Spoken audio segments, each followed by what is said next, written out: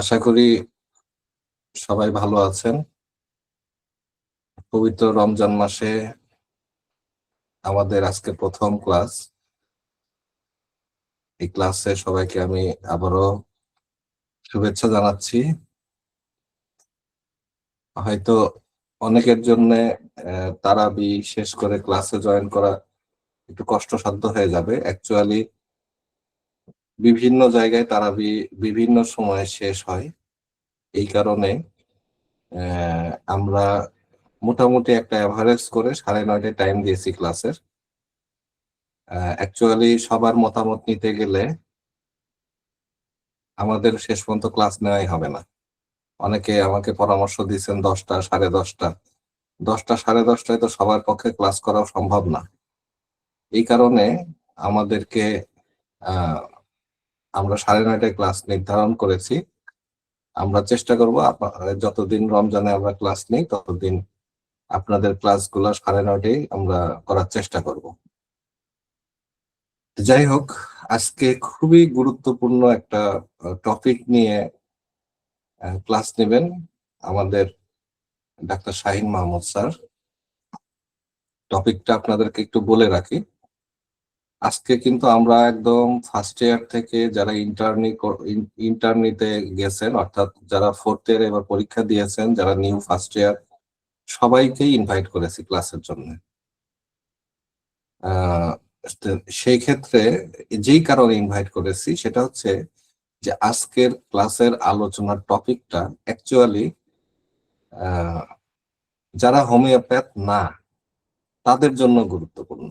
যাই হোক, আজকের টপিকটা হচ্ছে যে এক কথায় যদি বলি, হোমিওপ্যাথির যেই মূল গ্রন্থ যেটাকে সংবিধান বলা হয়, অর্গানন অফ মেডিসিন, এই অর্গানল মেডিসিন আসলে কি? এটা কি সায়েন্স? সায়েন্স হলে তার প্রমাণ কি? অর্গানল অফ মেডিসিন কি আর্টস? আর্টস হলে সেটা প্রমাণ কি? আমরা প্রথমে আপনাদের মৌলিক বিষয়গুলো নিয়ে ক্লাস নেব। সেটা ইন্টার্নি হোক, এমনও হতে পারে একদম ফার্স্ট ইয়ার থেকে একদম ইন্টার্নি পর্যন্ত কম্বাইন কিছু ক্লাস চলবে, যেটা হোমিওপ্যাথি একদম বেসিক্স। ঠিক আছে? এখানে এই বেসিক্স এর ঘাটতি থাকতে পারে, অনেকের ঘাটতি থাকতে পারে, এবং আমাদের যে এক্সপিরিয়েন্স তাতে বেসিক্স এর মধ্যে ভালো রকমের ঘাটতি আছে। ঠিক আছে?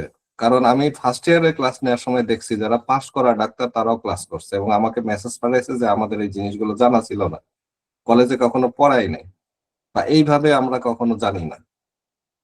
ঠিক আছে? তো সেই ক্ষেত্রে আমার আমার কাছে মনে হয়েছে, এবং আমরা তো পারিপার্শ্বিক, সবচেয়ে বড় দুঃখের বিষয় কি দেখেন, হোমিওপ্যাথি বেসিক্স না জানলে যেটা হয় সেটা হচ্ছে, গতকালকে আমার কাছে একজন ফোন দিয়েছিল, এক ভদ্র মহিলা, তার ছেলের বয়স 22 বছর, নাকের পলিপসের জন্য উনি স্থানীয় একজন হোমিওপ্যাথি ডাক্তারকে দেখাইছেন, সেই ডাক্তার তাকে 4টা ড্রপ দিয়েছে নাকে দেওয়ার জন্য।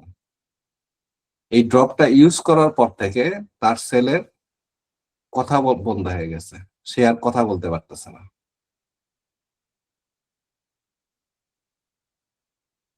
কতটা ভয়ঙ্কর বিষয় বুঝছেন? নাকের পলিপসের জন্য 4টা ড্রপ দিয়েছে, এবং এই 4টা ড্রপ ব্যবহারের পর থেকে তার ছেলে আর কোনো কথা বলতে পারতেন না। এক কথায় আমরা যেটা বাংলাতে বলি, জবান বন্ধ হয়ে গেছে। সে আমাকে ফোন দিয়ে বলতেছে যে এরকম এরকম বিষয়, আহ কি করতে পারি। তা আমি তাকে প্রথমেই বললাম, আপনার যেখানে গেছেন তিনি হোমিওপ্যাথি চিকিৎসা করেন নাই, তিনি ভুল চিকিৎসা করছেন। এবং আমার ভিতরে, আমার যে কি ভিতরে মানে ক্রোধ হচ্ছিল, আমার কি যে মনে হচ্ছে এই কথার ঘটনাটা শুনলে, সেই ডাক্তারকে যে কি করা উচিত। হোমিওপ্যাথিতে কোনো নাকের ভিতরে দেওয়ার ড্রপ আছে? সম্ভবত অ্যাসিডিক কিছু দিয়ে তার না একদম মানে সর্বনাশ করে দিছে, সর্বনাশ করে দিছে, যেটা মানে এখনো হয়তো টেস্ট করলে বোঝা যাবে যে কি ভয়ঙ্কর সর্বনাশ করছে। কারা করতেছে? তারা, এরা কোত্থেকে পাশ করছে?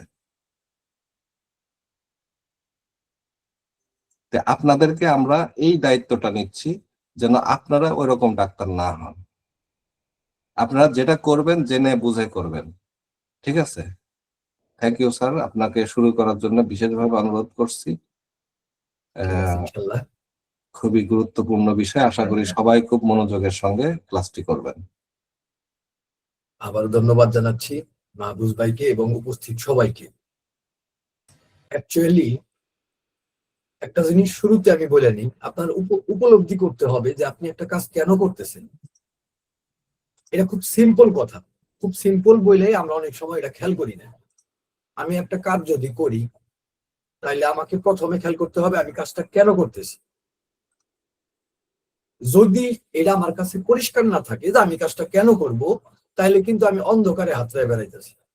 তো এখানে যারা শিখতে আসছেন, হোমিও ডাইজেস্ট একটা সিরিয়াস প্ল্যাটফর্ম। কোন অর্থে সিরিয়াস প্ল্যাটফর্ম? যে আমরা ডেডিকেট করতেছি আমাদের আপনাদেরকে যে শেখানো হচ্ছে এবং কোনো ফি ব্যতি রেখে, এটা খুব গাছাড়া গোছের কিছু নয়। আমরা বাংলাদেশে মানে আমাদের যে পরিসীমা, এই পরিসীমাতে চাচ্ছি যে সত্যিকারের হোমিওপ্যাথির যে প্রকৃত শিক্ষা প্রায় বিলুপ্তির পথে বাংলাদেশ। হাতে গোনা কয়েকজন সত্যিকারের চিকিৎসা প্রদান করার মতো দক্ষতা বা সক্ষমতা অর্জন করছেন। তো তাদের প্রত্যেকেই যে আবার সবাই শেখানোর প্রচেষ্টা করেন তাও না। এই একটা জায়গা যেখানে সত্যিকারে যারা হোমিওপ্যাথি হতে যাবেন, সত্যিকারে যারা ডাক্তার হতে যাবেন, মানুষকে যারা আরম্ভ করতে চাবেন, তাদের জায়গা।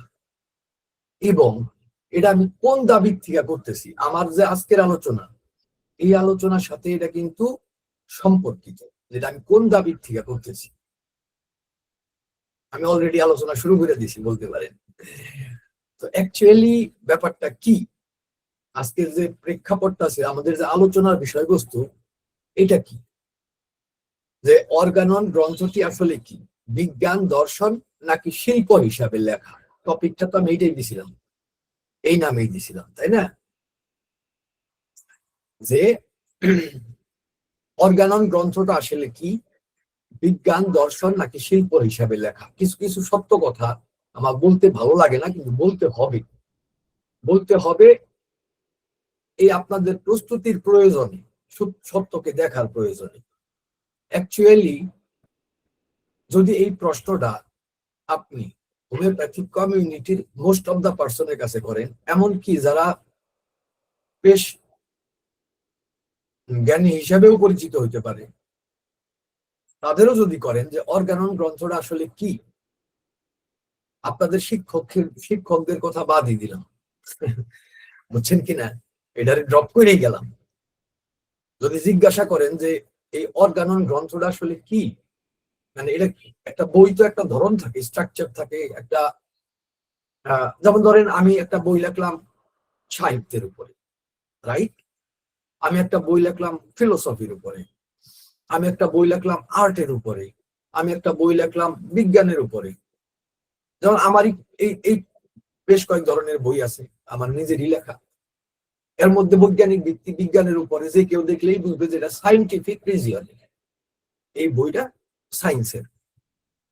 আবার জীবাণুতত্ত্ব, মায়াজম সায়েন্সের সাথে ব্যাখ্যাধর্মী আলোচনা, যৌক্তিক আলোচনা। এপিডেমিওলজি, হেলথ সরাসরি ওই কোভিড-19 এর বই। তো আবার কিছু আছে একদম বেসিক লিটারেচার। তো এই যে একটা বই আমরা দেখলেই বুঝবো যে এই বইটার এই স্ট্রাকচারের, এই গণনার, এই ক্যাটাগরির। যদি জিজ্ঞাসা করা হয় যে অর্গানন কোন ক্যাটাগরির বই, এটা খুব স্বচ্ছ উত্তর এবং যৌক্তিক উত্তর সম্ভবত এরা কেউ দিতে পারবে না। আমি তাদের চর্চা দেখে বুঝি যতটুকু, আমি তাদের চর্চা দেখে যতটুকু বুঝি যে বিগত দিন, একদম তার কম না, প্রায় 20 বছর ধরে একটু দেখতেছি, এদের চর্চা দেখে আমি যতটুকু বুঝছি, এক কথায় কইতে গেলে পরে বেশিরভাগই পারবো না। কেন এটা বলতে হইলো? কারণ তার মানে কয়েকটা জেনারেশন এই অর্গানন যে কি এটা বুঝতেই অক্ষম হয়ে পড়ে রয়েছে। আপনারা শিখবেন কোন জায়গা থেকে, এনভায়রনমেন্ট পাবেন কোন জায়গায়, বুঝবেন কোন জায়গায়, স্কুলে কলেজে আপনাদের সহপাঠীদের কাছে, ক্লাসগুলাতে, এই বিভিন্ন জায়গাতেই তো আপনারা এই হোমিওপ্যাথি, এমনিতেই তো আমাদের হোমিওপ্যাথির সীমাবদ্ধ ক্ষেত্র, সংকীর্ণ ক্ষেত্র। এর মধ্যে আবার এদের মধ্যে থেকে তো আপনারা আপনাদের জ্ঞানগুলারে যাচাই করবেন, ধারণ করবেন বা বৃদ্ধি করবেন, সবকিছু করতে যাবেন, জেনে সবটুকুই ভয়েড, সবাই ধারণার থেকে মুক্ত এই যে অর্গানন আসলে জিনিসটা কি, সেখানে আপনি পরে আর শিখবেন কোন জায়গায়। এই কারণে কিছু সত্য না বলে উপায় নাই, বললাম। এখন আজকে আমরা একটু বোঝার চেষ্টা করি যে এই অর্গানন জিনিসটা আসলে কি। তার চাইতে বড় কথা, আমি আজকে যে আলোচনা করতেছি এগুলা কিন্তু অকাট্য, আমি প্রত্যেকটারই অলমোস্ট রেফারেন্স দেওয়াই আছে, আমার বিভিন্ন বইয়ের নাম আমি উল্লেখ করে যাবো, রেফারেন্স কোথায় দেওয়া আছে, এবং এটা কিন্তু খুব সুনির্দিষ্ট তথ্যবহুল, ফ্যাক্টের উপরে, বাস্তবতার উপরে। কিন্তু এইগুলা কিন্তু আপনি কোনো বইপত্রে পাবেন না, এবং বেশিরভাগ শিক্ষকরাও এগুলা নিয়ে খুব বেশি চর্চা করেন না, ভাবেন না আর কি এই দিকগুলা। তো কাজেই আমার কথা হচ্ছে যে আজকের যে আলোচনাটা করবো এটা কিন্তু বাইরে পাইতে গেলে কি করতে হবে, অনেক বই পড়তে হবে আপনার, অনেকগুলা। পাবেন না তা না, আমি পাইলাম কোনে, অনেকগুলা বই পড়তে হবে, কিন্তু আপনি খুব সংক্ষেপে খুব সুগভীর কিছু বিষয় জানতে পারবেন এখন, যে অর্গানন আসলে কি। অ্যাকচুয়ালি আগে আরেকটা কথা এখানে বলতে হবে, যে অর্গাননের রচয়িতাটা কি, তাকে আমরা কতটুকু বুঝছি বা চিনছি। আমরা জানি হানিম্যান নামের একজন ব্যক্তি, নাম বিরাট বড় তার, হানিম্যান, স্যামুয়েল হানিম্যান বলে আমরা চিনি, এই নামের একজন ব্যক্তি, এবং তিনি এই অর্গানন নামের এই গ্রন্থটা মানে লিখছেন এবং হোমিওপ্যাথি আবিষ্কার করছেন। এইটুকু চিন্তা আমাদের শিরোনাম মাথার মধ্যে থাকে, এটুকু থাকে শিরোনাম। কিন্তু এই শিরোনাম থেকে আমাদের হোমিওপ্যাথদের মধ্যে বহুজনই আর একটু গভীরে যাওয়ার চেষ্টা করেন না, বা করলেও এটা খুব বেশি গভীরতায় যায় না, যে অ্যাকচুয়ালি হানিম্যান কি। এটা আরেকটা বিপত্তি কোথায়, গভীরতায় না গেলে বিপত্তি কোথায়, পৃথিবীতে বহু কয়টা বিজ্ঞানীকে, একদম খুব শক্তিশালী বিজ্ঞানীকে হত্যা করা হয়েছে, সাপ্রেস করা হয়েছে, দাবায় রাখা হয়েছে, এবং এই তালিকাটা একবারে ছোট না, একবারে ছোট না। আপনারা জানেন গ্যালিলিও কোপার্নিকাসের সাথে কি হয়েছে, আপনারা জানেন যে পিথাগোরাসের সাথে কি হয়েছে শেষমেশ, আধুনিক কালে ডেভিড বোমের সাথে কি হয়েছে। এই যে বিজ্ঞানীদের তালিকা, এই বিজ্ঞানীদের একজন হচ্ছেন হানিম্যান। পরিষ্কার জানেন, যে বিজ্ঞানীদেরকে পৃথিবী বিভিন্ন কারণে সাপ্রেস করছে, সুচিন্তিত ভাবে সাপ্রেস করছে, একদম আমি আপনাদের একদম লিখিত দেখাতে পারি। ডেভিড বোমের বেলায় কইতাছে যে এর এই বক্তব্য আমরা যদি নিতে না পারি, যেহেতু কাটতে যাচ্ছে না, তার কথা বাতিল করা যাচ্ছে না, কিন্তু আমরা নিতেও পারতাছি না, আমাদের নিতে প্রবলেম হইতেছে, বিভিন্ন অন্য কাহিনী প্রবলেম হইতেছে। তো ওরে ইগনোর করো, ওরে ইগনোর করো। আচ্ছা শোনেন, হোমিওপ্যাথির বিরোধী কম না জগতে, হোমিওপ্যাথিরে বাতিল করতে পারে না একদম। কেন? কিছু চিকিৎসক সব সময় দেখাইছে যে মানুষ সত্যিকারে হোমিওপ্যাথিতে আরোগ্য হচ্ছে, এটা সত্য, বাতিল করতে পারে না, পারলে বাতিল করে দিত। ডেভিড বোমেরও পারছিল না, পরে এখন আবার ডাইকা ডেকে দিয়েছে, বুঝছে যে তার থিওরি ছাড়া এখন অচল, সায়েন্স একটা গেছে, আবার ডাইকা নিয়ে আবার এটার উপরে গবেষণা শুরু করছে। পরবর্তীতে হোমিওপ্যাথিরও সেই ভবিষ্যৎ আসবে যদি সত্যিকারের চিকিৎসক তৈরি হয় আমাদের মধ্যে থেকে। তো যাই হোক, হানিম্যান হচ্ছেন সেই সাপ্রেসড চিকিৎসকদের একজন, বিজ্ঞানীদের একজন। তিনি কেমিস্ট ছিলেন, ওই সময় আবিষ্কার করছিলেন কিছু বিজ্ঞানের অনেকগুলা শাখা তিনি খুব ভালো মতো গেছেন, স্টাডি করছেন, তার কাজ আছে, রচনা আছে প্রচুর পরিমাণ। এবং তিনি এক সময় অ্যালোপ্যাথিক ডাক্তারি পাশ করলেন, তখন কিন্তু খুব সুপারফিশিয়াল পাশ করেন নাই, তার অনেকগুলা গ্রন্থ আছে গবেষণাধর্মী অ্যালোপ্যাথিক ডাক্তার থাকা অবস্থায়। অর্থাৎ ওই সময় তিনি বিজ্ঞানী ছিলেন, ওই সময় ওটাতেও, যখন তিনি হোমিওপ্যাথি করেন নাই। এবং এটা তাও বলবেন যে অমনি বিজ্ঞানী কত আছে, একটা জিনিস আবিষ্কার করে গেছে, অত ছোটখাটো বিজ্ঞানী না। এইটা তো আর একদিনে বইলা শেষ করা যাবে না। আপনাদের যদি ওই শিরোনামের থেকে আর একটু গভীরে যাওয়ার আকাঙ্ক্ষা মনে থাকে, প্রত্যাশা থাকে, তাইলে দেখবেন যে জানার প্রচুর বিরাট বড় ক্ষেত্র আছে। হানিম্যান কি, হোমিওপ্যাথি।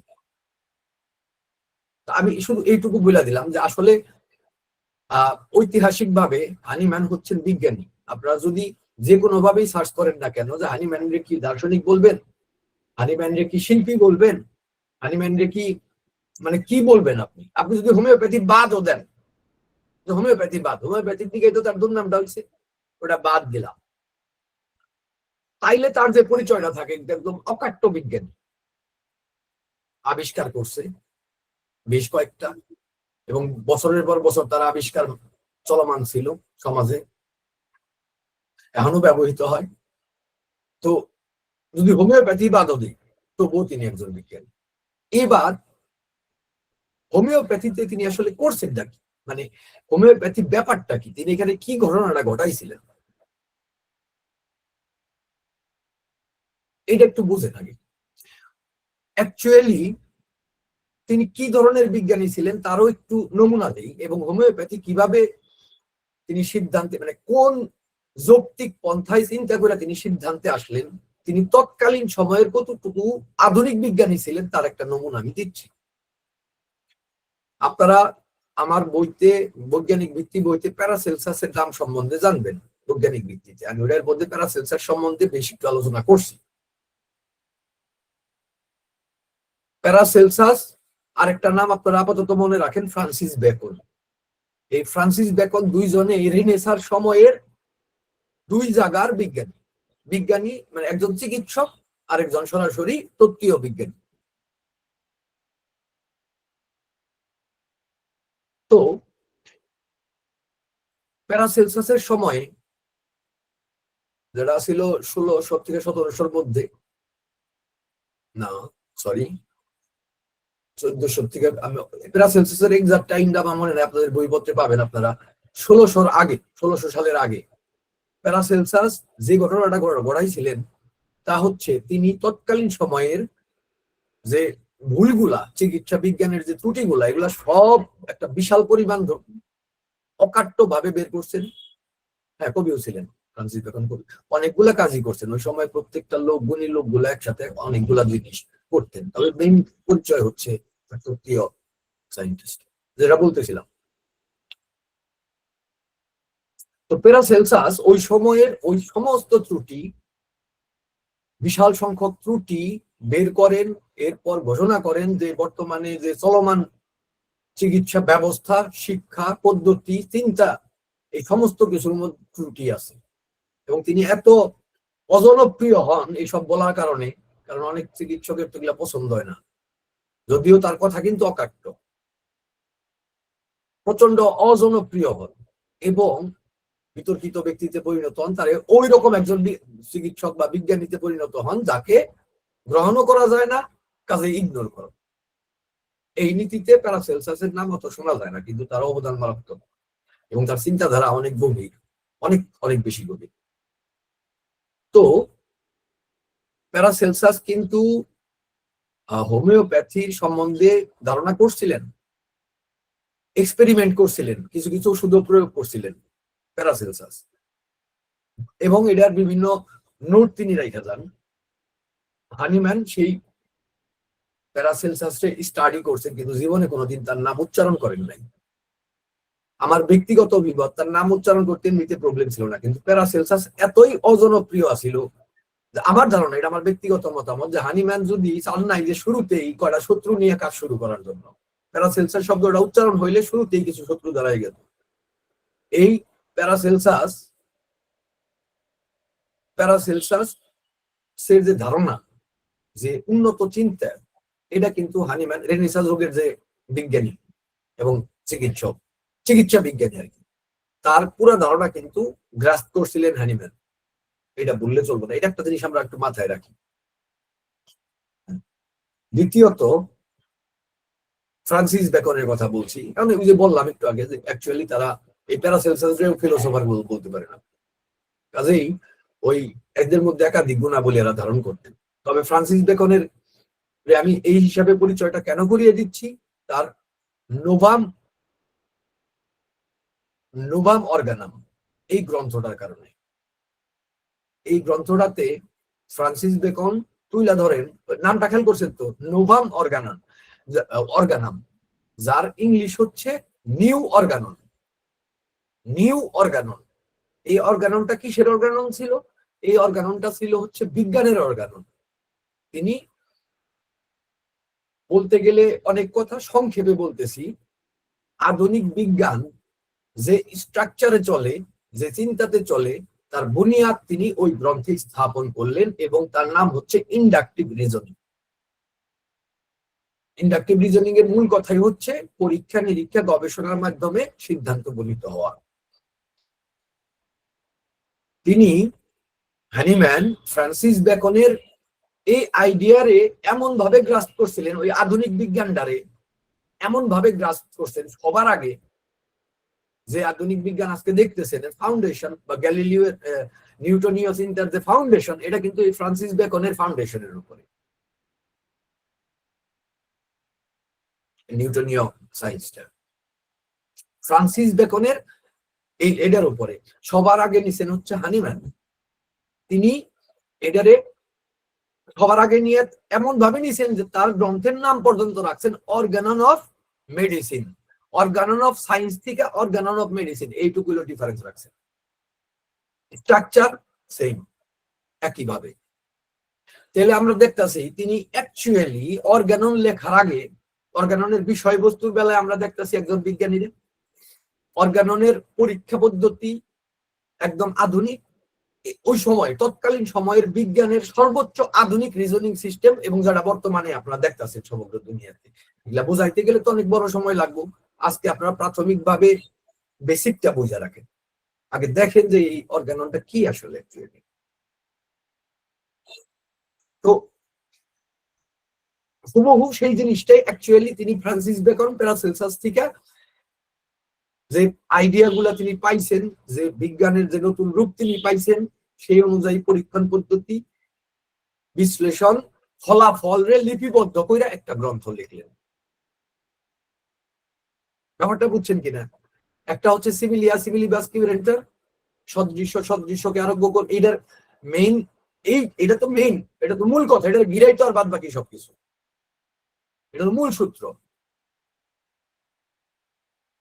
তো এইটার এই সদৃশ্যকে আরোগ্য করবে, এই আইডিয়াটা তিনি প্রকাশ করলেন ফ্রান্সিস বেকনের তৎকালীন সময়ের সর্বাধুনিক বৈজ্ঞানিক যুক্তির নিরিখে, পদ্ধতির নিরিখে, এবং যে বৈজ্ঞানিক স্বীকৃতি, যে পদ্ধতির বৈজ্ঞানিক স্বীকৃতি কিন্তু ওয়ার্ল্ড ওয়াইড বিদ্যমান, চলমান বর্তমানে।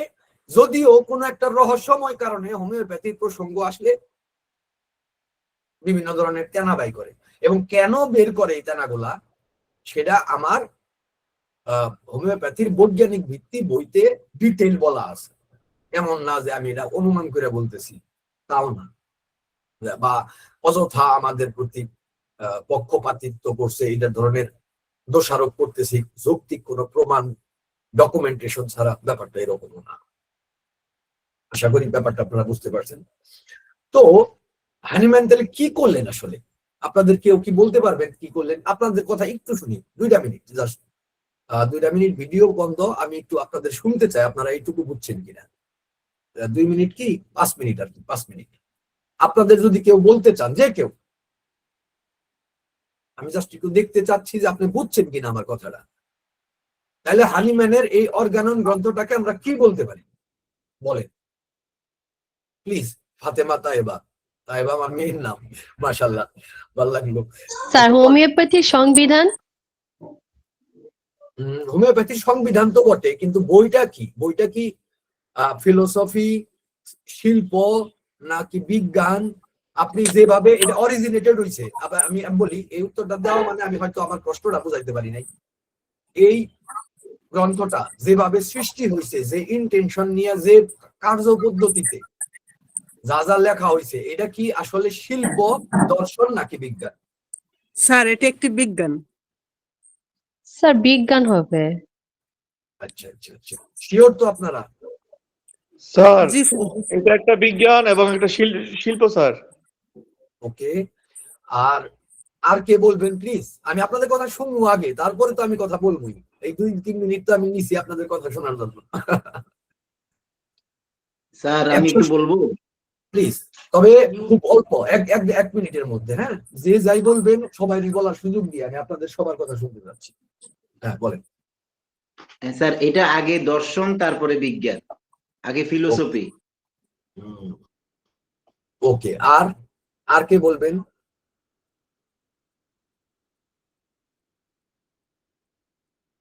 প্লিজ বলেন। আসসালামু আলাইকুম। ওয়ালাইকুম আসসালাম। জি জি।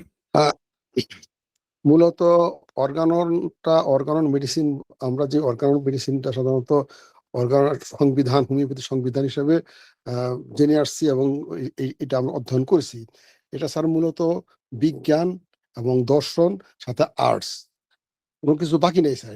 এটা পরিপূর্ণ কতটুকু সেটা বলতে পারতেছি না, তবে পরিপূর্ণ না হলেও এটা তিনটে, এই যে জিনিসগুলো বললাম স্যার, এই যে তিনটা জিনিসই এর মধ্যে আছে, এই তিনটা জিনিসের উপরই প্রতিষ্ঠিত স্যার। আব্দুল খালেক সাহেব, আপনার যে উত্তরটা দিলেন এটাই বেশিরভাগ মানুষ দিবে, অর্থাৎ পরিষ্কার করে বলতে পারবেন এটা কোন ক্যাটাগরি। কিন্তু আমরা দেখতে চাইতেছি যে আসলে এটা কোনো ক্যাটাগরির মধ্যে পড়ে কি পড়ে না। একটা বইয়ের মধ্যে অনেক কিছু থাকতে পারে, আমার কথাটা বুঝছেন কিনা? যেমন আমি যদি একটা রিসার্চ লিখি, ওইখানে বিভিন্ন কোটেশন থাকতে পারে, সাহিত্যেরও হইতে পারে সেটা। কথাটা বুঝছেন কিনা? তার মানে তো ওই রিসার্চটা যদি আমি বিজ্ঞান নিয়ে করি তাহলে ওটা সাহিত্য হয়ে যাবে না। কাজেই বইয়ের একটা বেসিক স্ট্রাকচার থাকবে, একটা উদ্দেশ্য থাকবে যে বইটা এই জিনিস, এই বইটা এই জিনিস, তাই না? আপনি তিনটা বলতে পারেন, আরো 2-3 রকমের কি বাই করে দিতে পারেন, যে সোশিওলজির বই, সাইকোলজির বই, কেন বলতে পারবেন না? এগুলোও তো বলা যায় হাইজিনের বই, কারণ ডায়েটিং সিস্টেম আছে ওনে, হাইজিন সম্বন্ধে বলা আছে ওনে, ডায়েটিশিয়ানদের বই, ফিজিওথেরাপির বই, এটারে আপনি অনেক কিছুই বলতে পারেন, এটার মধ্যে যে কন্টেন্ট আছে। কিন্তু আমাদের এটার মূল পরিচয়টা কি? বিজ্ঞান, দর্শন নাকি সাহিত্য, এই শিল্প, এইটা আমরা বুঝতে চাচ্ছি। কনফিউশন থাকে। মূল পরিচয় বিজ্ঞান স্যার। ওকে, আর কি বলবেন? স্যার এটা হচ্ছে বিজ্ঞান এবং কলা। বিজ্ঞান এবং কলা। আর কেউ কিছু বলবেন? স্যার হলো বিজ্ঞানসম্মত, আর এটা যেহেতু বিজ্ঞানের প্রতিটি সত্য এটার সাথে মিল রয়েছে, তাই এটাকে বিজ্ঞান বলা হয়। আচ্ছা, আর কেউ?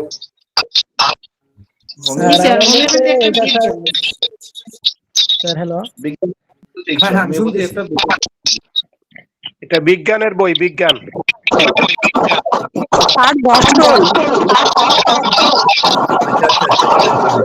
আচ্ছা ওকে, সবাই বন্ধ করেন এখন।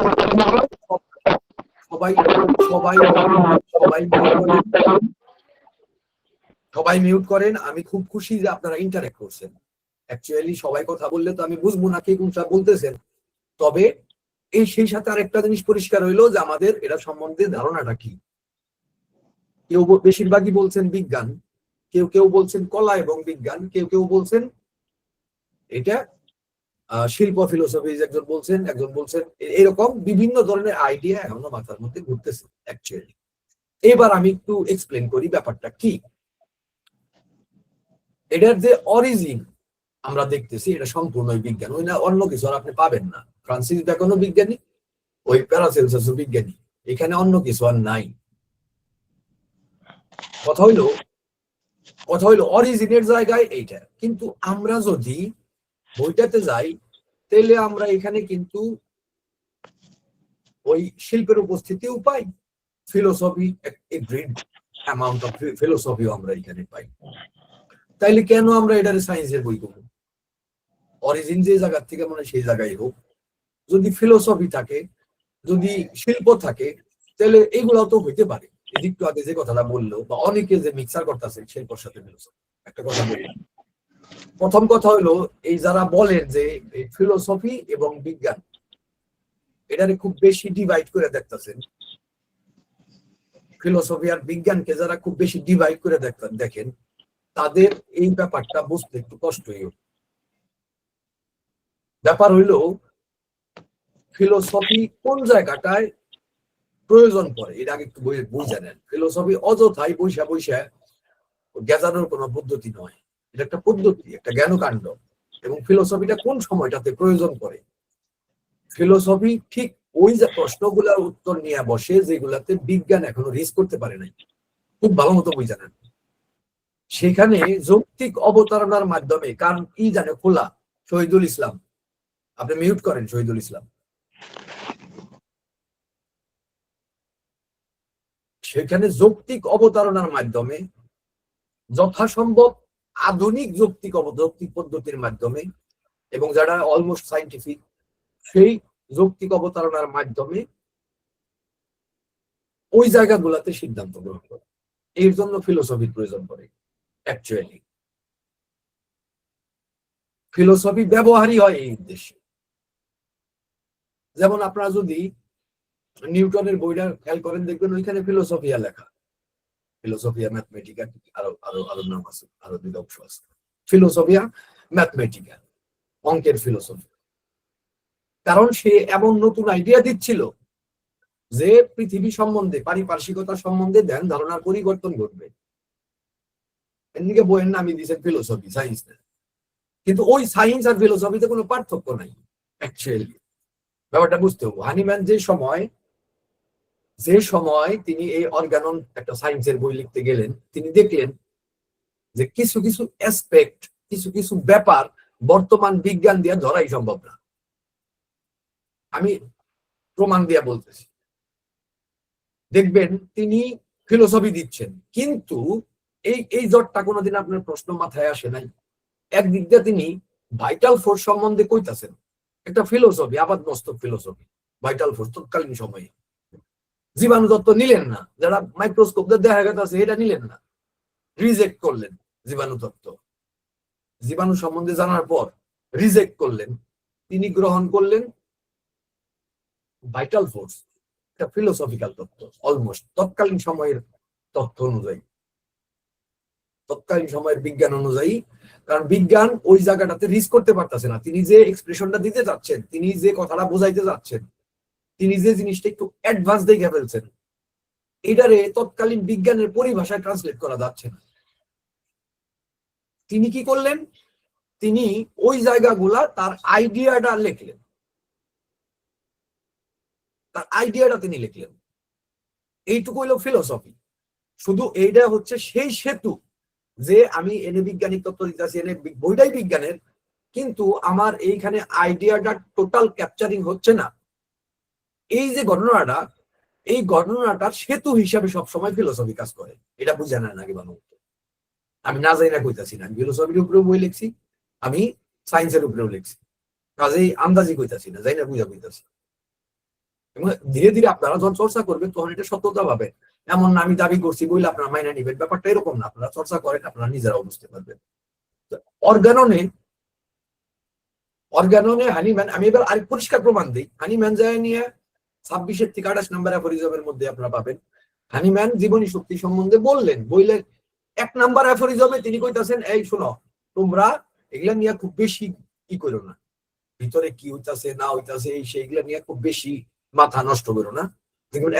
এগুলা কিন্তু চিকিৎসকের কাম না। চিকিৎসকের কাজ হলো মানুষের ভালো করা। 1 নম্বর অ্যাফোরিজমের পাদটিকা পড়া দিয়ে এই কথা কইতাছেন। 26 থেকে 28 কইতাছেন যে হোমিওপ্যাথি মানুষকে আরোগ্য করে এই সদৃশ পন্থা। কিন্তু কইতাছেন কিভাবে এই কাজটা সে করে, এটা আমি গুরুত্বপূর্ণ মনে করতেছি না। ব্যাপারটা বুঝেন, তিনি ওটারে কইলেন এটা এখন গুরুত্বপূর্ণ মনে করতেছি না। কারণ হচ্ছে তৎকালীন বিজ্ঞান। দেখেন উনি একজন বিজ্ঞানী, তিনি আন্দাজি একটা গোজামিল দিতে পারেন না। তিনি যে এখানে পান নাই সেখানে উল্লেখ করতেছেন যে বাবা আমি এটা পাই নাই, আমি এটা এখন গুরুত্বপূর্ণ মনে করতেছি না, পাওয়াই সম্ভব হচ্ছে না কোনো দিক থেকে। ভদ্রলোক তো আর কইতে পারেন না যে আপনারা পাবেন না। তিনি তার কথা কইছেন যে আমি গুরুত্বপূর্ণ মনে করতেছি না, কারণ পাওয়াই সম্ভব ছিল না ওই সময়। ভাইটাল ফোর্সের যে এই যে ফিলোসফির যে মেইন জায়গা, বেসিক জায়গা, এই অ্যাফোরিজম গুলার মধ্যে ফিলোসফি বেসিকলি। তারপরে কিন্তু ফিলোসফি অত নাই, খুবই প্র্যাকটিক্যাল। অ্যাকচুয়ালি ফিলোসফি হচ্ছে 9 থেকে 18, আর ওইদিকে 26, 27, 28 এগুলো হলো বেসিক ফিলোসফির জায়গা। খুব বেশি অ্যাফোরিজম ফিলোসফি নিয়ে হানিম্যান অল্প কিছু দিচ্ছেন, কিন্তু খুব ভাইটাল, খুব মৌলিক, এই কারণে সর্বব্যাপী। এই কারণে মনে হয় যে এই গ্রন্থটাই মনে হয় ফিলোসফি। ত্রুটিটা হয় এই জায়গাটার মধ্যে, ভালো করে বুঝে নেন। দিচ্ছেন কিন্তু অ্যাফোরিজম অল্প কয়টা, কিন্তু এটা এত গভীর। যেমন ভাইটালিস্টিক অ্যাপ্রোচ বা ভাইটাল শ্রেণী চিন্তা এটা আমাদের রাখতেই হবে সর্বক্ষেত্রে। এই কারণে মনে হয় টোটালটাই মনে হয় ফিলোসফি, ব্যাপারটা এরকম না। যেমন আরেকটু পরিষ্কার করে বোঝাই, আমার বৈজ্ঞানিক ভিত্তি বইয়ের 26 নম্বর চ্যাপ্টারে আপনারা দেখবেন যে এই ভাইটাল ফোর্স কিন্তু পরে আবিষ্কৃত হয়েছে বৈজ্ঞানিক ভাবে, চাক্ষুষ দেখা গেছে তার অরাটাকে কিরিলিয়ান ফটোগ্রাফির মাধ্যমে। এই মেলা আগে আবিষ্কার হয়ে গেছে কিন্তু ভাইটাল ফোর্স। বিজ্ঞানীরা মাইনা নিতে পারতেছে না, তার কারণ ভিন্ন, সেটার মধ্যে অনেক কাহিনী আছে, কিন্তু অস্বীকারও করতে পারে নাই। অস্বীকার করলে হোমিওপ্যাথি পদ্ধতি কেউ থাকতো না, বা এই আইডিয়া গুলা। এই ভাইটাল ফোর্স আজকে মজার ব্যাপার, ইন্টারেস্টিং ব্যাপার যে আজকেও এই ভাইটাল ফোর্স নিয়ে ডক্টর জর্জ বিতলকাস, আপনারা জানেন তিনি আমার শিক্ষক, সম্মানিত শিক্ষক, ওনার কিন্তু পেপার বেরিয়েছে, আজকে আমার টাইম লাইনে শেয়ার করছি। ভাইটাল ফোর্সের সাইন্টিফিক পরিচয় একদম সুস্পষ্ট ভাবে তুলে ধরা হয়েছে, পেপারটাতে দেখে নেবেন আপনারা ইনশাআল্লাহ। এবং এটা খালি পেপার না, আরো কয়েকটা পেপার বিতলকাসের আছে, আমারও কাজ চলতেছে। কিন্তু কথা হলো যে এইটা পুরাটাই হচ্ছে একটা বিজ্ঞান, পরিষ্কার সাবজেক্টে নেন, এটার মধ্যে কোনো দ্বিধা নাই। আমার সামনে কেউ এটা বলতে পারবে না এটা ফিলোসফির বই, আমি দেখাই দিতে পারবো একটা একটা করে, লাইন ধরে লাইন ধরে। শুধু তাই না, আমি এটারে আমার এখানে, আমি তো লেকচারের জন্য শীট বানাই, শীট বানাইতে যায় না, আমি কিন্তু এটা সাইন্টিফিক স্ট্রাকচারেই সাজাইছি। আচ্ছা, ওই সময় ওই রকম জার্নাল ছিল না যে আপনি একটা জিনিস লিখে জার্নালে পাবলিশ, আমরা যেরকম করি এখন, যে জার্নালে পাঠাই দেই, পিয়ার রিভিউ হয়, তারপরে বাইরে সবাই বলে যে হ্যাঁ বিজ্ঞানীরা চেক করে দিছে, এটা একটা সাইন্টিফিক রাইটিংস, একটা নতুন অবদান। এইভাবে রিসার্চ গুলো বর্তমানে হয়। হানিম্যানের সময় ব্যাপারটা এরকম ছিল না। ওই যে ফ্রান্সিস বেকন লেখতেছে নিউ অর্গানন, বিজ্ঞানের ভিত্তি তৈরি করে ফেললো নতুন ভাবে, new order of science. Hahnemann লিখলেন অর্গানন অফ মেডিসিন। উনি কিন্তু ওই হোমিওপ্যাথ হওয়ার জন্য আসছিলেন না, তিনি আসছিলেন যে তিনি বৈজ্ঞানিক সত্য জানলেন, তিনি মানুষকে কিভাবে আরোগ্য করতে হয়, মানুষের রোগ কি, রোগের স্বরূপটা কি, এবং তাকে আরোগ্যের পদ্ধতি কি, প্রকৃতিতে কি কি নীতি প্রিন্সিপাল বিদ্যমান, কি কি আইন, কি কি বিধান, প্রকৃতি খুব ভালো মতো বুঝে জানেন। অর্গাননে আপনারা কি পড়তেছেন আসলে, কি কি প্রিন্সিপাল বিদ্যমান, সেটা হানিম্যান কোন ধাঁচে বলতেছেন ভালো করে খেয়াল করেন, খুব মনোযোগ দিয়ে। কোন ধাঁচে বলতেছেন যে বারবার পরীক্ষা, এক্সপেরিমেন্ট, কয়বার যে পাবেন এক্সপেরিমেন্ট শব্দ একটু গুণন লাগবে, আপনারা কেউ জানা থাকলে আমার একটু বললেন তো, এক্সপেরিমেন্ট শব্দটা কয়বার আছে? এক্সপেরিমেন্ট এবং সেই এক্সপেরিমেন্টের উপরে ভিত্তি করা অভিজ্ঞতা, এক্সপেরিয়েন্স, ওই আন্দাজে অভিজ্ঞতা না। আরেকটা আলাদা ফুটনোটে হানিম্যান করে দিয়েছে যে কোন অভিজ্ঞতা সাইন্টিফিক কোনটা নয়। তো এই অভিজ্ঞতা, এক্সপেরিয়েন্স, গবেষণার থেকে প্রাপ্ত অভিজ্ঞতা এবং এক্সপেরিমেন্ট, এই শব্দ দুইটা দেখবেন যে এই একটু পড়ার পরেই এই শব্দ, একটু পড়ার পরেই এই শব্দ, একটু পড়ার পরে এই শব্দ, শুধুমাত্র 26 থেকে 28 জায়গায় কইতেছেন যে আমি এই জায়গাটাতে একটু অ্যাভয়েড করে গেলাম। মজার ব্যাপারটা দেখছেন খেয়াল করে, কারণ ওই সময় তার কাছে এই উত্তর ছিল না, কিন্তু এখন আছে। আজকেও পেপার বেরিয়েছে কইলাম, এখন আমরা ভাইটাল ফোর্স কি জানি, এবং অনেক দূর জানি, সবটুকু না, অনেক দূর জানি। এবং আমারও একটা ইন্টারেস্টিং চিন্তা আছে যে হয়তো আরেকটু জানতে পারবো ইনশাল্লাহ ভবিষ্যতে, যদি সব ঠিক থাকে। তো ভাইটাল ফোর্সের এই ব্যাপারটা হানিম্যান নিলেন ফিলোসফি ইমপ্লিমেন্ট করার জন্য নয়, ভালো করে বুঝে নেন আগে জিনিসটা, বইটারে ফিলোসফিক্যাল বানানোর জন্য নয়। ওই সময়ের যে গ্রন্থগুলো আছে সেখানে ফিলোসফি ভাবে ব্যবহার করা হয়েছে, ঠিক ওইভাবে ব্যবহার করে গেছে। এবার শিল্প কতটুকু, আচ্ছা আপনি এই শিল্পের সাথে কেন গুলায় ফেললেন সায়েন্স রে, এই জিনিসটা আমি বুঝলাম না। শিল্প একটা আলাদা ডাইমেনশনের জিনিস, খুব ভালো মতো বুঝে নেন। এটা কোশ্চেন করছি আমি, সেটা নিবিড়ে অ্যাকচুয়ালি এই দুইটার পরে শিল্প বসে না। শিল্প একটা আলাদা ডাইমেনশনের জিনিস। আপনি যখন বিজ্ঞানের কোনো কাজ করবেন সেটারও শৈল্পিক ভাবে করতে পারেন, আপনি যখন ফিলোসফির কোনো কাজ করবেন দুই ভাবে উপস্থাপন করতে পারেন, রাফ আবার শৈল্পিক, তাই না? আপনি যেটাই করবেন শিল্প ওইখানেই খাটে।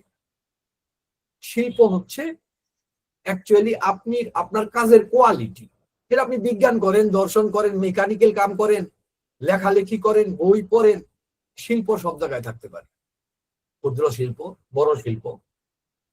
আপনার কাজ, প্রতিটা কাজ আর্ট, রাইট আর্ট, আমরা যা করি, আমরা যা করি এটাই বলতে যাচ্ছিলাম, যে আমরা যে কাজই করি সেটা দুই ভাবে করতে পারি। আপনি যাবেন একটা বাসায়, যাবেন একটা নতুন বাসায় গেলেন, একটা মানুষের বাসায় দাঁড়াইতে গেলেন, যাই দেখলেন সব এলোমেলো, নোংরা, ময়লা ভরা, আপনি করবেন আহ কি অবসালো করে রাখছে।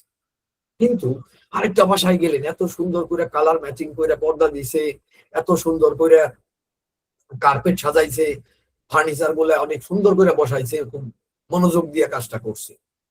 আপনি দুইও করেন আর খুব শৈল্পিক কাজ করছে, তো আর্টিস্টিক হয়েছে তো আপনার ব্যাপার, বাসাটা সাজানো, তাই না? তো শিল্প কোথায় না আছে, এই শিল্পরে এই কাতারে ফালানোটা ভুল। এখানে হানিম্যান অবশ্যই অত্যন্ত শৈল্পিক ভাবে তার পুরো ব্যাপারটা তুলে ধরছেন, এবং তিনি দাবি করছেন, কারণ শিল্প সেখানেই থাকে যেখানে মনোযোগ থাকে, তিনি দাবি করছেন যে হোমিওপ্যাথদের সমস্ত কাজই শৈল্পিক হবে, এটা তার দাবি। তিনি নিজে একজন শিল্পী, তিনি সেইভাবেই তুলে ধরছেন। তার বাবা ছিলেন একজন মৃৎশিল্পী আর কি, ওই মাটির কাজ করতেন। কুমার না ঠিক, মানে ওখানে কারো কাজ করতেন। তো সবাই কুমোর কয়, কিন্তু অ্যাকচুয়ালি তার কাজের কোয়ালিটি শুধু কুমোর ছিল, ডিজাইন করতেন তিনি, অনেক কারো কাজ করতেন। তো উনি নিজে একটা শিল্পী ছিলেন অ্যাকচুয়ালি, ওনার বাবা, মানে হানিম্যানের বাবা। আর ওই ওনার মধ্যে হানিম্যান ছোটবেলা থেকে তার বাবার কাছে খুব ভালো মতো ট্রেন্ড হয়েছিলেন, অনেক পরিকল্পিত উপায়ে প্রশিক্ষণ দিতেন তার বাবা তার ছেলেকে শৈল্পিক বুদ্ধিমত্তা প্রকাশিত হওয়ার জন্য, এবং এটা হয়েছিল। কিন্তু তার মানে এই না যে এটা কোনো শিল্পের বই বা আর্টিস্টিক ওয়েতে আপনি কাজ করলে পরে আপনার রোগী ভালো হবে। মানে আপনি একজন রুগীকে হোমিওপ্যাথির প্রিন্সিপাল সাইন্টিফিক যে রুলস গুলো আছে ওগুলা অ্যাপ্লাই করলেন না, কিন্তু তার সাথে আচার ব্যবহার, খানা মানে বসাইয়া খাইয়া খাওয়াইয়া দাওয়াইয়া, হ্যাঁ, তার নোট গুলা লিখছেন মনে করেন লাল নীল সবুজ বিভিন্ন শৈল্পিক কালি দিয়া, কিন্তু প্রিন্সিপাল সায়েন্সের জায়গাটা আপনি মানলেন না ওই রোগীর জায়গাটার মধ্যে, রোগী ভালো না, সাফ সাফ কথা। কিংবা আপনি অনেকক্ষণ বইয়া তার সাথে হোমিওপ্যাথির দর্শন নিয়ে অনেক গভীর তত্ত্ব আলোচনা করলেন, কিন্তু এবং সেই দর্শন অনুযায়ী থিওরাইজিং করতে করতে যা খুশি তাই করলেন, হোমিওপ্যাথির ওই মূল প্রিন্সিপালস এর জায়গা থেকে সইরা, যে প্রিন্সিপালস নীতি যারা আবিষ্কার করলেন, সিমিলিয়া সিমিলিবাস কিউরেন্টার, মনোমিনি সিমি, vitalistic approach, holistic approach, drug proving, predisposition, genetic predisposition, যা যা নীতি তিনি আবিষ্কার করলেন, মানে মায়াজন আর কি, যা যা তিনি আবিষ্কার করলেন, এইগুলোর থেকে সইরা আপনি যারা আমাদের সমাজে কিন্তু এটা খুব ভালো রকম বিদ্যমান আছে, এই কারণেই আমি বলতেছি, এই যে মেথড দেখেন, মোষ দেখেন, বিভিন্ন রকমের তরিকা যেগুলো দেখতে আছেন, বেশিরভাগই এই জিনিস। তো বেশিরভাগ কি অ্যাকচুয়ালি অলমোস্ট সব বলা যায়। তো এই যে থিওরাইজিং করে করে আপনি খুব দর্শনগত সিদ্ধান্তে আসলেন, আপনার সাইন্টিফিক কোনো বেসমেন্ট নাই, কোনো বৈজ্ঞানিক ভিত্তি না, আপনি হোমিওপ্যাথি থেকে অলরেডি সরে গেছেন, আপনি হোমিওপ্যাথির বিজ্ঞান গুলারে বাদ দিয়ে দিচ্ছেন, অর্গাননের বিজ্ঞান গুলারে বাদ দিয়ে দিচ্ছেন। এইভাবে একদল শৈল্পিক হয়ে গেছে, শৈল্পিক হোমিওপ্যাথি করে, ইনটুইশন করে, রুগীরে কয় বাবা তোমাদের সামনে আমি খুলে দিলাম, হাত দিয়ে তুলে নাও, তারটা পিকুইলার জাতের শৈল্পিক হোমিওপ্যাথি, হ্যাঁ, যেটা তুলে নিব আল্লাহ ভরসা, ওইটাই তার ওষুধ। এগুলো বাস্তব ঘটনা, এগুলো ঘটে, এটা হলো শৈল্পিক হোমিওপ্যাথি। ইনটুইশনালিজম আছে, মনে হইছে আমার এই ওষুধটা যাবে, বাস দেয়া দিলাম, আমার অভিজ্ঞতা বলে ওষুধ যাবে, শৈল্পিক হোমিওপ্যাথি। এগুলা হোমিওপ্যাথি না। আরেকটা আছে ফিলোসফিক্যাল হোমিওপ্যাথি, তত্ত্ব কইরা কইরা, থিওরি দিয়া দিয়া, বা কয়টা তত্ত্ব নিজে একটু গুছাইয়া নিজের নামে একটা পদ্ধতি চালু করে দিল, মোট চালু করে দিল, মেথড চালু করে দিল। এই যে আরেকটা আপনারা যদি খুঁজেন, আমি খুঁজছি, আমি দেখছি, এই কারণে বলতেছি, আপনারা আমার কথা নেন বা না নেন আরেকদিন নিতে বাধ্য হবেন। আপনারা যদি খুঁজেন দেখবেন একটা দুর্ঘটনা সে ঘটাইছে প্রত্যেকটা মোর্স মেথডের মাঝখানে। সে হানিম্যানের কিছু প্রিন্সিপালস নিজে ব্যাখ্যা করছে, নিজের মতো করে থিওরাইজ করছে, যার কোনো সাইন্টিফিক ভ্যালিডিটি নাই। সে হানিম্যানের মতো গবেষণা করে কিছু বাই করে না। ব্যাপারটা বুঝছেন কিনা? এগুলা কিচ্ছু নাই, একটা কাগজ নাই। আমি বিশ্বাস করেন যে প্রত্যেকটা মোর্স মেথড যেগুলা আমার কানে এ পর্যন্ত আসে তার প্রত্যেকটার কাগজ আমি চেক করছি যে অ্যাকচুয়ালি কোনো বেসমেন্ট আছে কিনা, ভিত্তি আছে কিনা, পাই নেই। কাজেই জোর গলায় কই আমার সাথে আসুক, বলুক যে আমার এটার মধ্যে সাইন্টিফিক বেসমেন্ট আছে। কি করছে সে? হানিম্যান যে সাইন্টিফিক আবিষ্কার করে রেখে গেলেন ওটারে বাতিল করে দিছে। এবার যেহেতু বাতিল করছে এবং নিজে একটা প্রণয়ন করছে এবং তার মতো কিছু অপরিণামদর্শী সুপারফিশিয়াল চিন্তাধারার কিছু মানুষ যারা গোড়ায় যায় চিন্তা করে না, দেখছে যে এটা তো সুবিধা হইতে পারে, এত পড়াশোনা কি করবো, এর কাছ থেকে শর্টকাটে হোমিওপ্যাথিটা করতে পারবো। আর ওই যে এইটা তৈরি হইলো কোন জায়গার থেকে বুঝে নেন, হানিম্যানের একটা সাইন্টিফিক এক্সপ্লেনেশন সে বুঝতে পারে নাই, একটা বৈজ্ঞানিক সিদ্ধান্ত তিনি তার মেধা, তার ধীশক্তি, তার পড়াশোনা, তার জ্ঞান দিয়ে এটারে বুঝতে পারে নাই। সে ওই জায়গাটায় কবো যে আমি বাবা বুঝি না, আমার শেখা দরকার, আমার জানা দরকার, তা না কইরা সে ওইখানে নিজে এত পণ্ডিত হইছে যে নিজে আরেকটা বানাই নিচ্ছে,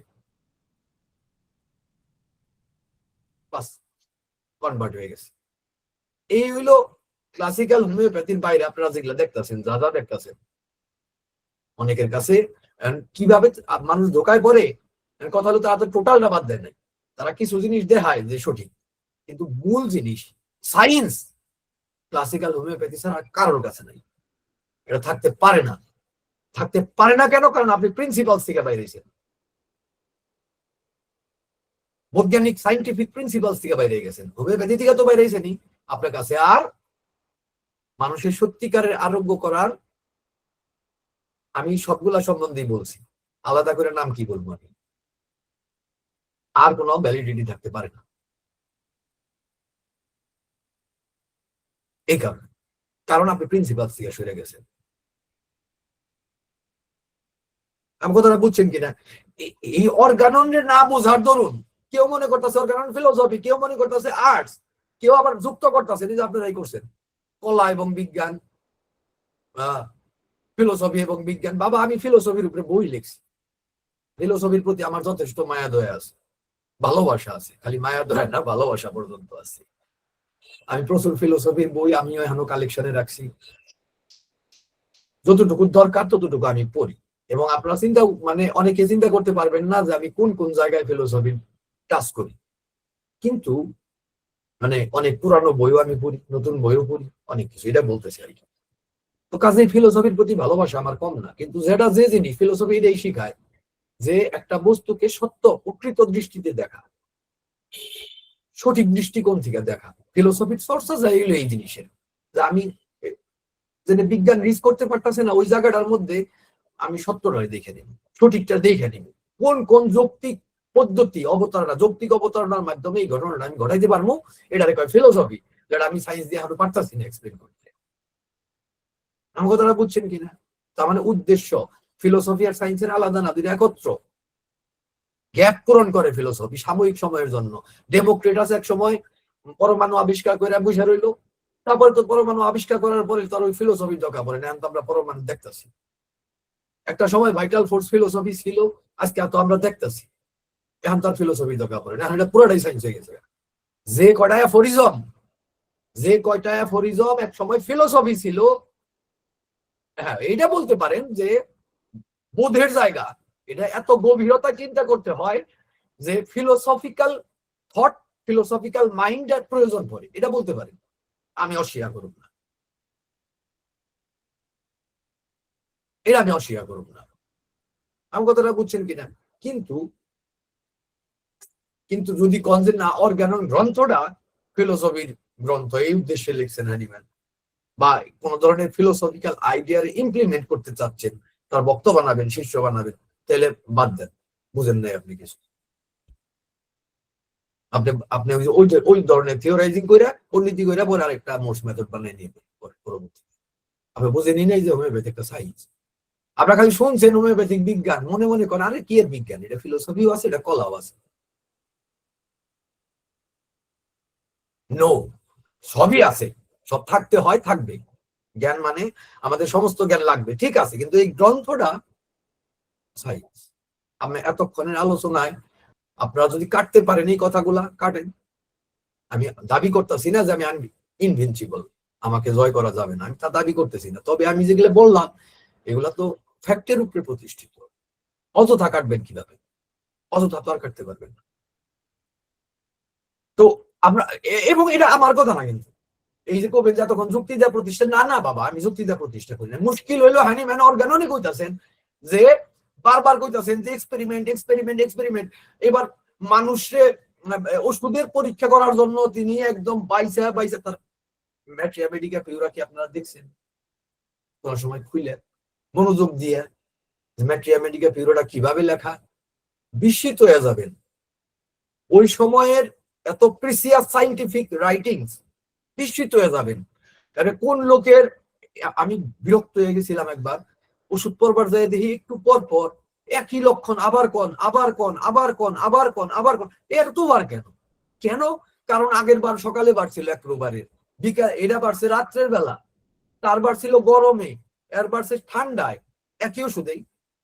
এই প্রবারের বেলায় জিনিসটা দুপুর বেলা দেখা দিছিল, এই প্রবারের বেলায় দেখা দিছে মধ্যের রাত্রে। কতটা প্রিসিয়াস যে বিরক্তি উৎপাদন করার মতো হইলেও লিখছে। তারপর আবার ব্র্যাকেটে আবার নোট দিছেন যে এইটার ব্যাপারে একটু সন্দেহ আছে, এটা কনফার্ম না। আপনারা বুঝছেন কি হানিম্যানের পদ্ধতিটা? ওই আন্দাজি অনুমান তার জগতের মধ্যে নেই। ফ্রান্সিস বেকনের মূল কথা হলো আমরা অনুমান থেকে বাইরাবো, পরীক্ষণের মাধ্যমে সত্যকে প্রমাণ করব। এটা হলো ফ্রান্সিস বেকনের মূল আইডিয়া, যেটা ইমপ্লিমেন্ট করছে, নামটা পর্যন্ত নিছেন হানিম্যান, অর্গানন অফ মেডিসিন, নোভাম অর্গানাম থেকে। বুঝছেন ব্যাপারটা যে তিনি কতটুকু সিরিয়াস আছিলেন বিজ্ঞানের ব্যাপারে, তার লেখাটা যে সাইন্টিফিক, এই ব্যাপারে তিনি কতটুকু সিরিয়াস আছিলেন আপনারা কি বুঝতে পারছেন? আমি মনে হয় অনেক লম্বা সময় নিলাম, হ্যাঁ 9 মিনিট ওভার হয়ে গেছে। অ্যাকচুয়ালি 1 ঘন্টা আলোচনা করতে চাইছিলাম। তো অ্যাকচুয়ালি আপনাদের এই আমি সমাপ্তির দিকে চলে যাব যে অর্গাননে আমরা আসলে কি শিখবো। এই আমরা যদি না বুঝি, আমরা যদি মনে করি এটা ফিলোসফির বই, আমরা যদি মনে করি এটা শিল্পের বই, প্রথমেই তো আমার দৃষ্টি ঘোলা, ইভেন আমার মনোযোগ মানে ডিস্ট্রিক্ট, বিচ্ছিন্ন। আমি বুঝতেছি না এই বইয়ের থেকে আমি শিখবোটা কি এবং তার গুরুত্বটা কি। আমি যখন একটা ম্যাথমেটিক্সের নিউটনের প্রিন্সিপিয়া ম্যাথমেটিকা বের করবো, প্রিন্সিপিয়া ম্যাথমেটিকা ফিলোসফিয়া যখন বের করবো, তখন মনে হবো এটা সায়েন্স। আর আমি যখন অর্গানন বের করবো তখন মনে হবো এটা আর্টস, তখন মনে হবো এটা ফিলোসফি বা এগুলার মিক্সার কিছু, সর্বজাতের কিছু। তো আমার ধারণা যেহেতু এটা, শুরুতেই আমি আমার মাথার মধ্যে একটা সংস্কার বসাই নিলাম, ধারণা বসাই নিলাম যে অর্গানন হলো এই ধরনের জিনিস। আপনি বলেন এখান থেকে সর্বোচ্চ সত্যিকারের সাইন্টিফিক আউটকাম বের করা সম্ভব? ধারণাতেই যেখানে ভুল গোড়াতে যেখানে গলদ, এই বইটারই তো আপনি বুঝেন নাই। কাজে আগে জানতে হবে এখান থেকে শিখবো কি আমরা এখান থেকে কিছু প্রাকৃতিক নীতি শিখবো যেটা কেউ কাটতে পারবে না, একজনে আইসা নিয়ে ওই বক্তৃতা দিয়ে কেটে ফেলতে পারবে না। ইভেন আমি বলি বিজ্ঞান এখনো সেই জায়গাটায় যাইতে পারে নাই, কাছাকাছি গেছে যে এগুলারে ম্যাথমেটিক্সে কনভার্ট করা সম্ভব, অঙ্কে। এই পুরা গ্রন্থের বিষয়বস্তু নিয়ে আরো অনেকটা উন্নত হইতে হবে আমাদের। আমরা তো গবেষণাই করি না, আমরা তো ওই স্টাডি করি না, আমরা তো মানে নিজেদের অস্তিত্বের টানাটানি নিয়ে বসে রয়েছি। মেধাবী লোক কই আমাদের সমাজে? আসে না তো হোমিওপ্যাথিতে, আসে তো দুর্বলরা বেশিরভাগ সময়। যাই হোক, কাজ করে রয়েছে সবই। তো অ্যাকচুয়ালি এটা কিছু বৈজ্ঞানিক প্রিন্সিপালস, প্রকৃতিতে সেই প্রিন্সিপালস গুলা কিভাবে আছে, মানে আমার শরীরে, বাইরে, পারিপার্শ্বিকতায়, মানে এই পরিবেশে, বিশ্বে, মানে এই প্রকৃতিতে এই নীতিগুলা কিভাবে প্রযোজ্য হচ্ছে, কোন কোন ইন্টারাকশনের মাধ্যমে তার সাথে সমন্বিত থেকে আমাদের কাজটা কি হবে, এই যে নীতিগুলা দেখতেছি আমি, এই নীতিগুলা যেগুলা বিরাজমান, বিদ্যমান, অকাট্য, ইউনিভার্সাল, বৈজ্ঞানিক, সায়েন্টিফিক, এই নীতিগুলার অনুযায়ী আমার অ্যাপ্লিকেশন কি হবো, আমার অ্যাকশন কি হবো। যেমন একজন বিমানের ইঞ্জিনিয়ার ধরে পড়াশোনা করছে, একদম ভালো মতো পড়াশোনা করছে, সে কি করবো, অনেকগুলো অঙ্ক করবো, হিসাব নিকাশ করবো, তাই না? তারপরে যায় না সে বিজ্ঞানটারে মেরামত করবো, অ্যাকশন। সে যে বিজ্ঞানটা, ওখানে তার নিউটনের সূত্রটা লাগবে, তাই না? বিভিন্ন রকমের ফিজিক্সের সূত্রগুলা লাগবে, কম্বাসনের সূত্র লাগবে, গ্যাসের সূত্র, তাপের সূত্র, বিভিন্ন মেটালের বিভিন্ন ধরনের সায়েন্টিফিক হিসাব নিকাশ, এই সমস্ত কিছু তার লাগবে। কতটুকু কোন দ্রব্য ব্যবহার করা হবো, কোন কেন ব্যবহার করা হবো, ওজনের ব্যাপার কি, বা উড়াল দিতে কি কোনটায় প্রবলেম হবো না হবো, পুরো সায়েন্টিফিক, একদম বিরাট এক সায়েন্টিফিক হিসাব নিকাশ বিমানের ইঞ্জিনিয়ারের করতে হয়। তারপরে তিনি বিমানটা এইগুলোর উপরে ভিত্তি করে, ওই হিসাব নিকাশ, ওই প্রিন্সিপালস এর উপরে ভিত্তি করে তিনি তারপর বিমান তৈরি করেন অথবা মেরামত করেন। আমরা মানুষরে মেরামত করবো। এইবার আমাদেরকে সায়েন্স না যাই না, আন্দাজি মানুষের সায়েন্স, সেটা হতে পারে অ্যানাটমি, ফিজিওলজি, সাইকোলজি, বায়োলজি, যা কিছু বলেন, তারও গভীর, তার সাথে উচ্চতর সায়েন্স আছে। এই সমস্ত সায়েন্স গুলারে, সায়েন্সের এই সমস্ত কিছু কি সমগ্র ডাক্তাররা সবকিছুই করবো? অ্যাকচুয়ালি হ্যানিম্যান ঠিক করে দিলেন অর্গাননের মধ্যে যে এই যে প্রিন্সিপাল আমি আবিষ্কার করছি, এই যে প্রিন্সিপাল, তোমার আর দৌড়ান লাগবে না, এই যে প্রিন্সিপাল আমি আবিষ্কার করছি, তুমি অ্যাপ্লাই করে দেখো। চ্যালেঞ্জ করলেন, যে চ্যালেঞ্জ দেখে পরবর্তীতে হোমিওপ্যাথির সবচাইতে বড় বিরোধীদের একজন, মানে ডাক্তার হেরিং, তিনি হোমিওপ্যাথিতে কনভার্ট হলেন, তার চাকরি বাকরি সবকিছু বাদ দিয়ে, যে চ্যালেঞ্জ দেখে যে তোমার আমার সবটুকু যদি নাও বুঝো, স্বাভাবিক, তখন তো বিজ্ঞানীর পর্যায়ে যায় নাই, তুমি অ্যাপ্লাই করে দেখো, আমি যে প্রিন্সিপালস গুলো দিচ্ছি এটা অ্যাপ্লাই করে দেখো যে কি হয়। তো অ্যাপ্লাই করবার যায় নিয়ে হেরিং অ্যালোপ্যাথ থেকে হোমিওপ্যাথিতে তার বইও লিখছিলেন, সেই বই কোনোদিন কেউ দেখে নাই। তিনি নিজে এটা কি করছেন আল্লাহ মাহবুব জানে, হোমিওপ্যাথির এবং হ্যানিম্যানের বিরুদ্ধে তিনি একটা বই লিখছিলেন, এবং তার তৎকালীন সময়ের প্রকাশক এবং ওই সময়ের যারা বিগ ফার্মা ছিল তারা টাকা দিছিল তারা এটা করার জন্য, মানে খরচ আর কি, যে আমরা সাপোর্ট দিতেছি, তুমি প্রফেসর, তুমি একটা বই লেখো, লিখছিলেন। কিন্তু যখন তিনি এই চ্যালেঞ্জ দেখলেন এবং অ্যাপ্লাই করলেন, দেখলেন এটা তো সায়েন্স, এবং তারপরে তিনি কিন্তু নিজের উপরে বহু প্রুভিং করছেন ওই সায়েন্টিফিক পদ্ধতিতে। তিনি অত্যন্ত বিজ্ঞান মনস্ক ব্যক্তি আছিলেন, একটু বেশি আছিলেন এর।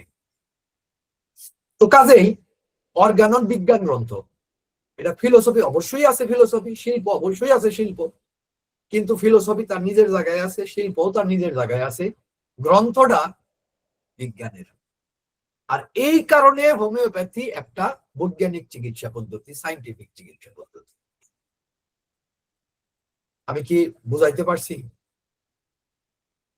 না, আপনাদের দ্বিমত থাকতে পারে এবং আপনারা বলতে পারেন, আমি আপনার সাথে কথা বলবো এখন। হ্যাঁ, এটা হলো প্রশ্নোত্তর সেকশন, আমার আলোচনা কমপ্লিট।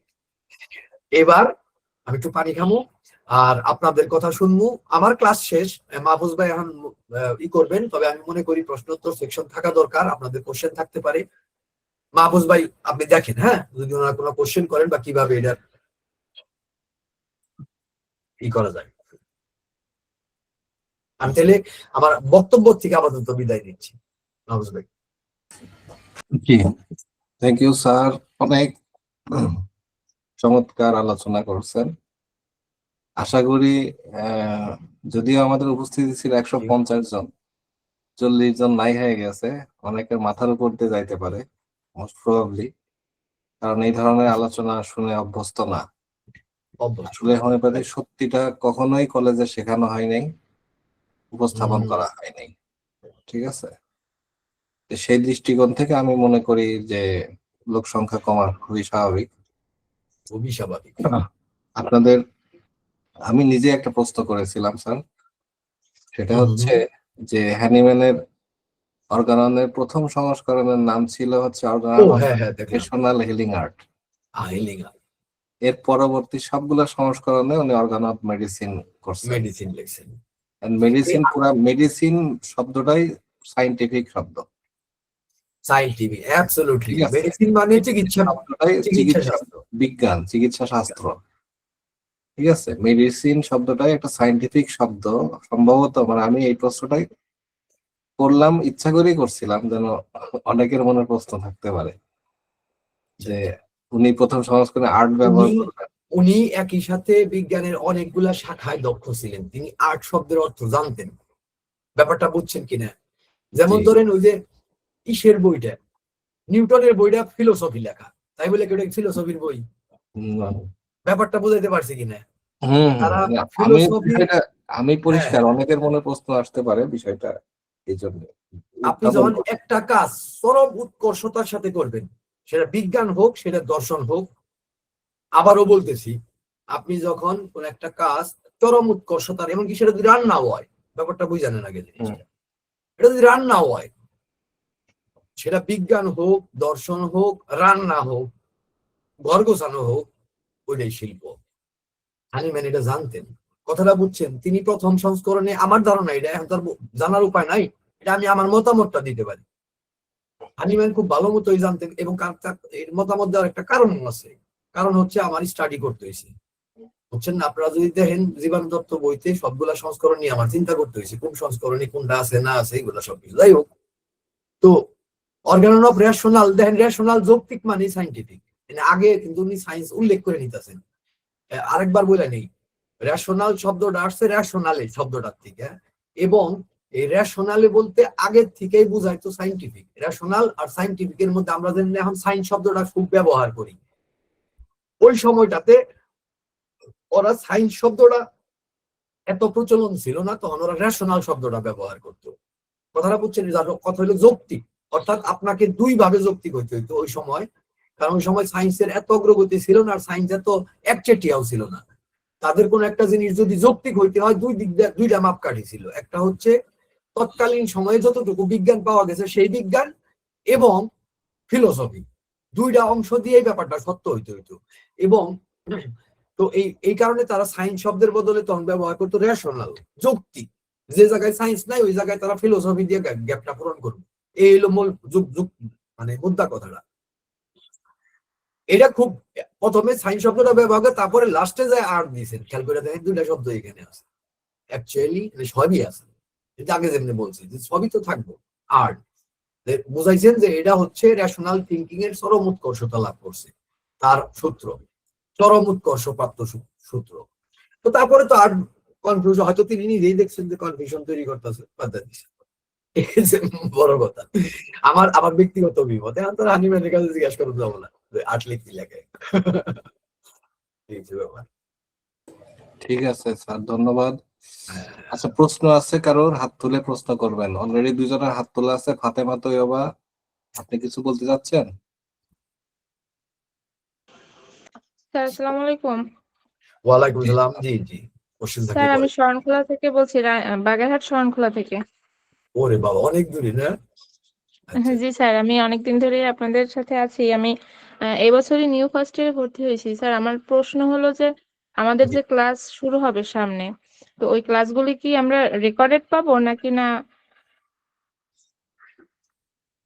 হ্যাঁ, রেকর্ডেড পাবেন, রেকর্ডেড পাবেন আশা করি। কিন্তু রেকর্ডের আশা করে আমি দেখলাম যে অনেকেই ক্লাস করেন না, এটাও যেন না হয়। না স্যার, রেগুলার ক্লাস করবো সেটা ঠিক আছে, কিন্তু রেকর্ডেড ক্লাস থাকলে হয় কি পরে আবার মানে বারবার দেখা যায়, দেখার সুযোগ থাকে, সেই জন্য। রেকর্ডেড ক্লাসের হোয়াটসঅ্যাপ গ্রুপ অথবা মেসেঞ্জার গ্রুপ। দেওয়া হয়, দেওয়া হয়। আপনারা গ্রুপে একটু অ্যাক্টিভ থাকবেন। Okay sir. রেজাউল করিম, আপনি হাত তুলেছিলেন। আচ্ছা, জি আমি স্যারকে অনেক ধন্যবাদ, যে চমৎকার ভাবে যে অর্গাননের যে দর্শনের যে অংশটুকু যে কিভাবে ইনক্লুড হয়েছে, এবং এই বিষয়ের যে ব্যাখ্যাটা অত্যন্ত চমৎকার হয়েছে, আমার কাছে বেশ খুব ভালো লেগেছে। এবং সঙ্গে যে যে শিল্প আসলে কি জিনিস, সেটাও যে স্যার চমৎকার ভাবে তুলে ধরেছেন। তো আমি যেটা একটু জানতে চাই, যে আসলে যে অর্গাননের যে অনেক তো সূত্র আছে, এগুলোকে আসলে আমরা কিভাবে আমরা রপ্ত বা আয়ত্ত করতে পারি, বা আসলে অর্গাননটাকে আমরা কিভাবে পড়তে পারি, স্যার যদি একটু নির্দেশনা দিতেন। চমৎকার, চমৎকার। আমি একটু বলি, আপনার প্রশ্নটা খুবই গুরুত্বপূর্ণ এবং খুব বুদ্ধিমত্তাযুক্ত প্রশ্ন। কারণ আছে, আমি শুরুতেই বলছিলাম যে আমাদের একটা ক্রাইসিস আছে। আপনারা কোনো জায়গায় এটা পড়ার কায়দা আসলে পাবেন না। একমাত্র হোমিও ডাইজেস্টে আমরা যে ক্লাসগুলো নেই এখানে আমরা এটা মেনটেন করার চেষ্টা করি, এবং ইভেন আমি ট্রেন আপও করবো। আমার এই যে কয়েকদিন পরে আমাদের শিক্ষকদের ট্রেনিং শুরু হবো, এবং এবার এটা ট্রেন আপও করবো আরো ভালো মতো, যেন আপনারা সেই সঠিক শিক্ষাটা পান।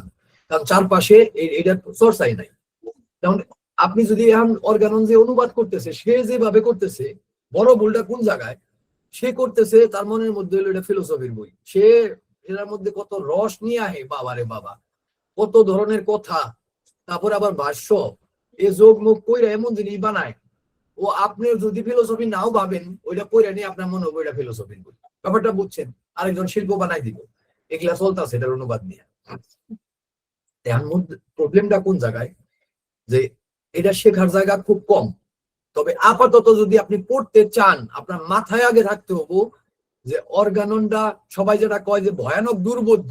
আচ্ছা ভাই, আপনি কম রেজাল্ট করি ভাই, খেয়াল করেন একটা জিনিস, যে জিনিস এই জিনিস যদি আপনি ওইভাবে না দেখেন, তাহলে কি আপনি দেখতে পাইলেন? তাহলে আপনি বিভ্রান্ত, কনফিউজ, এবং আপনার কাছে অর্গাননটা সবসময় দুর্বোধ্যই লাগবে। কারণ হলো আপনি যারা সঠিক ওটা তো দেখেন নাই, দেখছেন আরেক জিনিস, পেঁচাইতেছেন খালি। মানে স্ট্রেট কাট একটা কথা আছে, একটা নির্দেশনা আছে, একটা সরাক ডিরেক্ট। হানিম্যান কি রহস্য করার জন্য অর্গানন লিখছেন নাকি? এই যে কয়দিন পর পর অর্গানন খুব কঠিন, গুরু ধরন লাগবে অর্গাননের জন্য, এই সেই বগর সগর কত কথা। আরে আমি অর্গানন পড়ছি যখন আমি ডাক্তারি পড়ি না, তখনই বুঝছি আমি অর্গাননে কি লেখা। ওই একবার অর্গানন পড়ছিলাম, তার উপরে আমি আমার সারা জীবনের কাজ করছি। পরে এই যে এখন অর্গানন যে আইএসএস 2 বছর আগে ভর্তি হওয়ার পরে আবার রিভাইজ করণ লাগছে, এই করণ লাগছে, এখন বলতে পারেন যে অনেকবার পড়া হয়েছে, মানে তাও সিরিয়াসই যায়। তো এই মাথা থেকে ওই মাথা অর্গানন পড়ছি আমি আমার ডাক্তারি পড়াশোনা শুরু করার 6 বছর আগে, এবং তখনই আমি অর্গানন বুঝছি কি জিনিস। আমার কথাটা বুঝছেন কিনা? অর্গানন একদম সোজা জিনিস, কঠিন কিছুই না। এর আগে একবার কইছিলাম, আমারে গালাগালি কইরা ভাষায় হেল দিছিল ফেসবুক।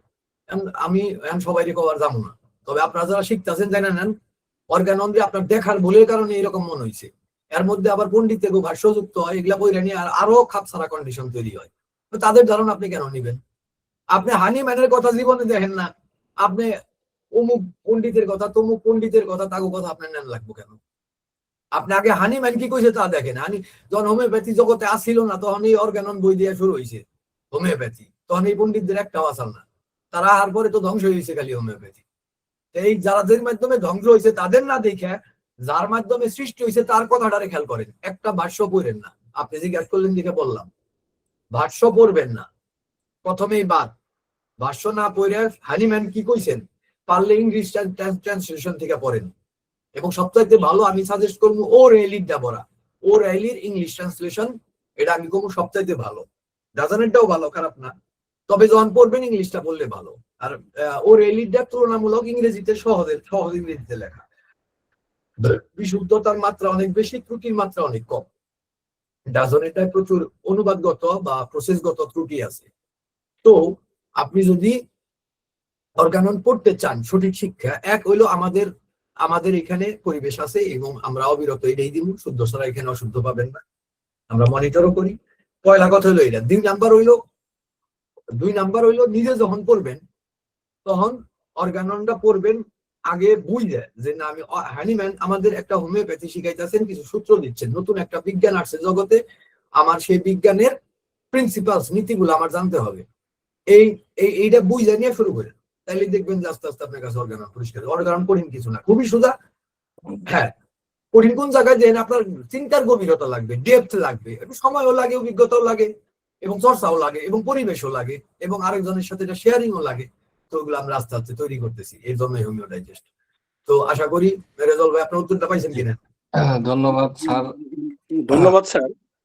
স্যার ধন্যবাদ। বিষয় হচ্ছে, আমি বলি শোনেন, আজকের ক্লাসটার উদ্দেশ্যই ছিল আপনারা যেন অর্গানন কিভাবে পড়বেন তার একটা রূপরেখা দেওয়া। ঠিক আছে? কারণ অর্গানন পড়তে যে ভুলটা হয়, এটাতে সায়েন্স মনে করে পড়া হয় না। ঠিক আছে? ধন্যবাদ স্যার, ধন্যবাদ। আসলে স্যার আপনার কথা থেকে যেটা আমার কাছে মনে হচ্ছে যে অন্ধ ব্যক্তি যেমন হাতি দেখার যে বিষয়টা, যে অঙ্গ দেখে সেটাকে সেভাবেই ভাবে, তাই মনে হচ্ছে। আসলে আমাদেরকে সামগ্রিক ভাবে আমাদেরকে আসলে অর্গানটা মানে দেখা দরকার। দেখা একদম দরকার। right, একদম অর্গাননটা যা তাই, what is, G sir, what G is, যা জিনিসটা যা তাই, তাই না? এটা জি। ফিলোসফি যেটা আছে ওইটা দেখবো, যেটা ফিলোসফি ওখানে আমি গভীর ভাবে ভাববো, যেখানে শৈল্পিক ভাবে সেখানে বিস্ময় প্রকাশ করবো, আহারে হানিম্যান কত সুন্দর করে তুলে ধরছেন, দ্যাটস ওকে, প্রাইজ করবো, লিখবো, আর্টিকেল লিখবো, ঠিক আছে সব। কিন্তু যখন চিকিৎসার জায়গায় যাবো তখন এনে আমার প্রিন্সিপালস থাকে, সায়েন্স শিখছি আমি এখান থেকে, ঠিক আছে? তো স্যার আমি আরেকটু অ্যাড করতে চাই, আমি আশা করছি যে হোমিও ডাইজেস্টের পক্ষ থেকে আমরা আসলে এই চোখ খুলে হাতিকে দেখবো। ইনশাল্লাহ, ইনশাল্লাহ। এই জন্য ধন্যবাদ আমরা কাজ করতেছি, আমরা তো ধন্যবাদ। কাজই আমরা করতেছি তো- এই জন্য। আমরা এই লক্ষ্যেই তো কাজ করতেছি, অন্ধ চোখ গুলারে খোলার জন্য। ঠিক আছে, থ্যাংক ইউ। তারপরে নয়ন হাওলাদার, আপনি একটু বলেন, রাত হয়ে যাচ্ছে তো, একটু সবাই যেন আসসালামু উত্তর আলাইকুম। দিতে পারে এভাবে। স্যার ক্লাসের টাইমটা কি 9:30টাই থাকবে নাকি অন্য রমজান কোনো মাসে যে টাইম? ক্লাসগুলো হবে 9:30 হবে, ঠিক আছে? স্যার নামাজ আছে তো দিনের বেলা, যদি শুক্রবার তো সম্ভব কিনা আর না কি। ভাই, সবার মতামত নিতে গেলে কোনো ক্লাসই নিতে পারবো না আমরা, কথা বুঝছেন? এই জন্য আমাদের আচ্ছা। রুলস মেনটেন করতে হবে, ঠিক আছে? এটা আমরা 9:30টাই হবে। সবার মতামত নিতে পারবো না। এবং আপনি নামাজের কথা বলছেন, ওয়েল, নামাজ পড়েন, সমস্যা নাই, ঠিক আছে? আপনি পরে রেকর্ডেড ক্লাস দেখে নেবেন প্রয়োজনে, ব্যবস্থা তো বিকল্প আছে। কিন্তু সবার মতামত নেওয়ার কথা আল্লাহ নিজেও কোরআনে বলছেন যে সবার মতামত নিও না, ঠিক আছে? দেখেন কোরআনে না, না, স্পষ্ট অনেক আয়াত আছে, অনেক ঠিক অনেক আছে? লোক আছি আমরা এখানে, এই সবার জন্য মতামত আমাদের নেওয়া একটা পছন্দ। ম্যানেজমেন্ট আছে, আমাদের টিচার প্যানেল আছে, সবার সঙ্গতিপূর্ণ। 9:30 একটা খুব বেটার টাইম, ঠিক আছে? এর বাইরে আচ্ছা, নিলে অনেকেই ক্লাস করতে পারবেন। আপনি জানেন যে শরণখোলা থেকে একজন ক্লাস করছে, সেখানে রাত 9:30 মানে কত? বাগেরহাটের শরণখোলা, সেখানে রাত 9:30 মানে কত রাত, আপনি জানেন? এটা তো বুঝলাম যে অনেক দূর থেকে, আল্লাহ মাশাআল্লাহ, খুব ভালো। গ্রামে আছে। এরা অনেকে আছে খুব আর্লি ঘুমায় পড়ে। হ্যাঁ, এই জন্য সবার কথা মাথায় রেখে আমরা করা করতেছি, এই জন্য, ঠিক আছে? শুধু নামাজের কথা দিয়ে সবকিছু হবে না, কারণ ফরজ। ডাক্তার তোফাজ্জল হোসেন, আপনি কি প্র্যাকটিস করেন কিনা জানতে চাচ্ছিলাম। জি স্যার, আমি প্র্যাকটিসে আছি। আচ্ছা, ঠিক আছে, আমি এই কথাটা বলার উদ্দেশ্য ছিল, উনি অলরেডি প্র্যাকটিস করেন, তার মানে পাস করছেন বা করে প্র্যাকটিস করেন, যেহেতু উনি ডাক্তার লিখছেন। আমার ধারণা যে আজকে যে আলোচনাটা হয়েছে, উনি ইতিপূর্বে এই আলোচনাটা কখনোই শোনেন নাই, ঠিক আছে? জি স্যার, কখনো শুনিনি। সেটা কলেজে হোক আর জি। কোনো তো এখানে শাহিন মাহমুদ স্যারের কথা আলোচনা এখানে আসছে, ওনাকে আমি খুব ফলো করি, ওনার ইয়াগুলো আমি খুব দেখি, ভিডিওগুলো। হ্যাঁ, ওই জন্য বললাম যে স্যারের যদি রেকর্ডিং গুলো আমরা যদি পাইতাম তাহলে আরো উপকৃত হতাম, এই জন্যই আমি অনুরোধ করছিলাম। এখন আমার আপনাকে ডাকার উদ্দেশ্য যেটা ছিল সেটা হচ্ছে, আমি গুরুত্ব বোঝানোর জন্য আপনাকে মেনশন করলাম, যেটা একজন যারা নতুন ভর্তি হয়েছেন তাদের জন্য এই আলোচনাটা, আমাদের এই সেশন গুলা যেরকম ইম্পর্টেন্ট, অলরেডি যারা পাশ করে প্র্যাকটিস শুরু করে দিচ্ছেন তাদের জন্য সেই একই ইম্পর্টেন্ট। কারণ এই আলোচনাগুলো হচ্ছে বেসিক, একদম বেসমেন্ট, এগুলো ভিত্তি, ঠিক আছে? এটার উপরে রচিত হবে আপনার হোমিওপ্যাথির কেরিয়ার। এই জন্য আমরা কয়েকটা ক্লাস নিব, কম্বাইন্ড ক্লাস, ঠিক আছে? তো থ্যাংক ইউ সবাইকে, অনেক রাত্রেও আমাদের সময় দেওয়ার জন্য, এবং বিশেষ করে শাহিন মাহমুদ স্যারকে অসংখ্য ধন্যবাদ, চমৎকার একটা যৌক্তিক আলোচনা উপস্থাপন করার জন্য। থ্যাংক ইউ সবাইকে, আমিও শুভরাত্রি জানাচ্ছি এবং ধৈর্য ধরে শোনার জন্য সবাইকে ধন্যবাদ জানাচ্ছি।